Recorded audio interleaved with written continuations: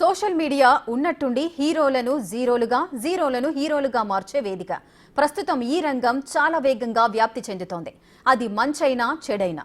గత నెలలలో 7 నెలల చిన్నారి అపార్ట్మెంట్ పై నుంచి పడిపోతుండగా స్థానికులు కాపాడారు. ఆ వీడియో బాగా వైరల్ అయింది. చిన్నారిని స్థానికులు రక్షించారంటూ స్థానికుల నుంచి మంచి రెస్పాన్స్ వచ్చింది.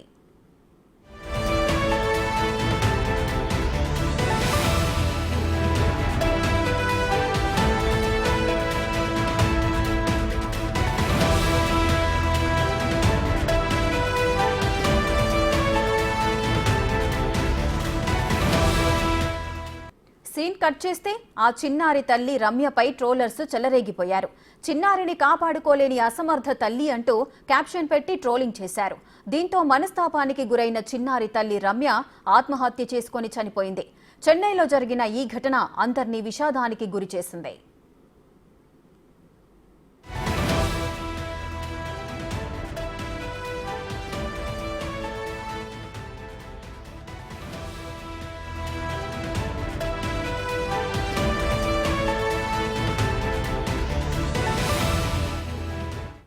చిన్నారి పైనుండి పడిపోతుండగా స్థానికులు సర్వ ప్రయత్నాలు ఒడ్డి కాపాడారు. ఆ వీడియో ప్రపంచవ్యాప్తంగా వైరల్ అయింది. అంత చిన్న బిడ్డను వదిలేసి ఆ తల్లి ఏం చేస్తుందంటూ ట్రోలింగ్స్ సాగింది. ఇలా వరుసగా వస్తున్న పోస్టులు, ట్రోల్స్ తట్టుకోలేక మనస్తాపంతో రమ్య ఆత్మహత్య చేసుకున్నట్లు తెలుస్తోంది.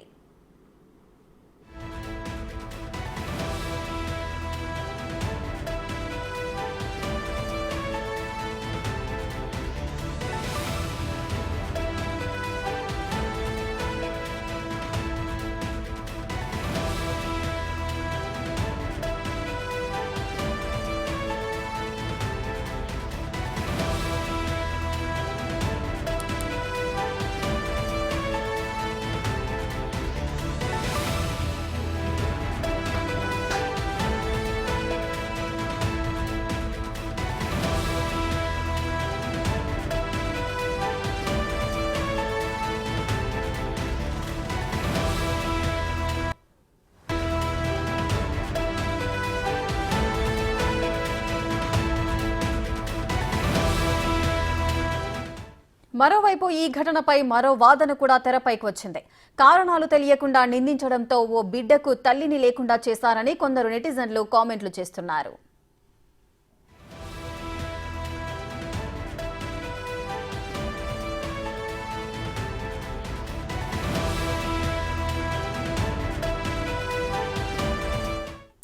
సోషల్ మీడియా ఉన్నట్టుండి హీరోలను జీరోలుగా, జీరోలను హీరోలుగా మార్చే వేదిక. ప్రస్తుతం ఈ రంగం చాలా వేగంగా వ్యాప్తి చెందుతోంది. అది మంచైనా చెడైనా. గత నెలలో 7 నెలల చిన్నారి ఓ అపార్ట్మెంట్ పై నుంచి పడిపోతుండగా స్థానికులు కాపాడారు. అప్పుడు ఆ వీడియో బాగా వైరల్ అయింది. చిన్నారిని స్థానికులు రక్షించారంటూ స్థానికుల నుంచి మంచి రెస్పాన్స్ అయితే వచ్చింది. కానీ సీన్ కట్ చేస్తే ఆ చిన్నారి తల్లి రమ్యపై ట్రోలర్స్ చెలరేగిపోయారు. చిన్నారిని కాపాడుకోలేని అసమర్థ తల్లి అంటూ క్యాప్షన్ పెట్టి ఆ తల్లిని ట్రోలింగ్ చేశారు. దీంతో మనస్తాపానికి గురైన చిన్నారి తల్లి రమ్య ఆత్మహత్య చేసుకుంది.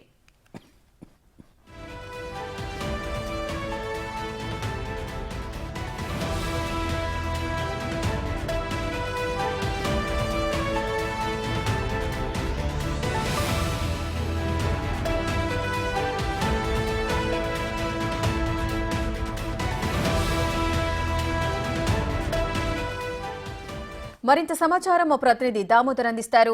దామోదర్, మనం చూస్తూనే ఉన్నాము, డైలీ ఏం జరిగినా ఏం చూసినా కూడా ఆ వీడియోలో, ఫోటోలో తీసి సోషల్ మీడియాలో అప్లోడ్ చేయడము, ఉన్నట్టుండి కొంతమంది ఫేమస్ అయిపోవడం, కొంతమంది డీఫేమ్ అయిపోవడం మనం చూస్తూనే ఉంటాం. ఇప్పుడు సోషల్ మీడియాలో వైరల్ అవుతున్న వీడియోస్ పరంగా చూసుకున్నట్లయితే దాని వెనుక ఏది మంచి, ఏది చెడు, ఏది నిజం, ఏది అబద్ధం తెలియకుండా కూడా ట్రోలర్స్ రెచ్చిపోవడం వల్ల ఒక చిన్నారి తల్లిని కోల్పోయిన పరిస్థితి నెలకొంది. సో ఈ ఓవరాల్ ఇష్యూని మనం ఏ విధంగా చూడొచ్చు?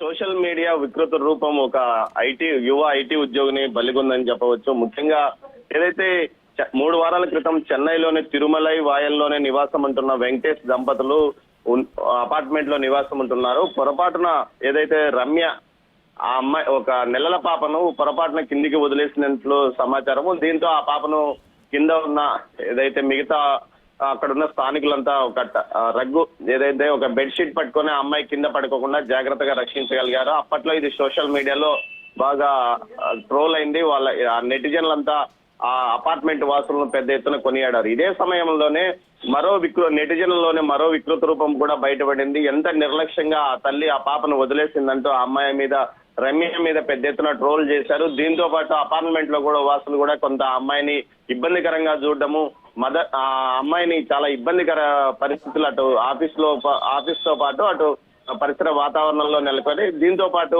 ఏదైతే సెల్ ఫోన్ చూస్తే చాలు రోజు ఏదో విధమైన ట్రోల్ ఆమె మీద రావడంతో భరించలేక మనస్తాపానికి గురైంది. భార్య యొక్క ఇబ్బందిని గమనించిన వెంకటేష్ ఆ అమ్మాయి సొంత ఊరు కోయంబత్తూరు జిల్లా మెట్టుపాలెంలోని కరమైడై బెల్లాదికి తీసుకెళ్లాడు. అక్కడ అత్తామామల ఇంట్లో ఉంటూ ఇతను వర్క్ ఫ్రం హోమ్ చేస్తున్నాడు. అంతేకాకుండా భార్యను ఉద్యోగానికి సెలవు కూడా పెట్టించాడు. మొత్తం మీద ఇలాంటి ఒత్తిడి మధ్యనే ఆమె గడుపుతుంది. ఈ నేపథ్యంలో నిన్న సాయంత్రం రమ్య వాళ్ళ తల్లిదండ్రులు ఓ వివాహానికి వెళ్ళగా అదే సమయంలో వెంకటేష్ వేరే బెడ్రూమ్ లో ఉన్న సమయంలో ఇది గ్రహించి ఎవరు ఇంట్లో లేని విధంగా చూసుకున్న అమ్మాయి మరో గదిలోకి వెళ్లి ఉరి వేసుకుని ఆత్మహత్య చేసుకుంది. మొత్తం మీద సోషల్ మీడియా వికృత రూపానికి ఆమె బలైందని చెప్తున్నారు. పోలీసులు దీనికి సంబంధించి కేసు నమోదు చేస్తున్నారు. ముఖ్యంగా ఆ అమ్మాయి మీద మొదట ఎవరు ట్రోల్ చేశారో అన్న విషయంలో కూడా దర్యాప్తు కొనసాగిస్తున్నామంటూ కోయంబత్తూరు కమిషనర్ ఈ విషయం మీద సీరియస్ గానే స్పందించాడు.